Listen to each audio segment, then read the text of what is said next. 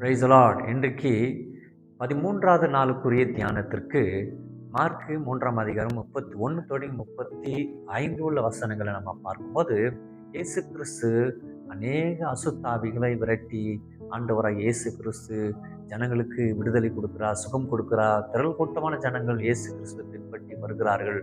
ஆண்டவராக இயேசு கிறிஸ்துவை பார்த்து பொல்லாத ஆவிகள் கூட நீர் தேவனுடைய குமாரன் என்று சொல்லி அறிக்கை எடுக்கிறதை பார்க்கிறோம். இப்படி இயேசு கிறிஸ்துடைய புகழ் அந்த மாகாணம் முழுமையும் பரவி கொண்டிருக்கும் போது, இந்த செய்தி இயேசு கிறிஸ்துடைய குடும்பத்திற்கு, தாய்க்கு, சகோதரர்களுக்கெல்லாம் தப்பாக எட்டுகிறது. இயேசு கிறிஸ்து ஏதோ ஒரு பொல்லாத ஆவியினால் அகப்பட்டது போல, அநேகர் அவரை வேடிக்கையாக பார்க்கிறது போல என்று சொல்லி இயேசு கிறிஸ்து பார்க்கும்படி கப்பர்நகூமுக்கு வருகிறார். அங்க இயேசு கிறிஸ்து அந்த இடத்துல, ஆலயத்துல இயேசு கிறிஸ்து போதித்துக் கொண்டிருக்கிறார். அப்போது இயேசு கிறிஸ்துக்கு அந்த அவர்கள் வந்த செய்தி தெரிகிறது.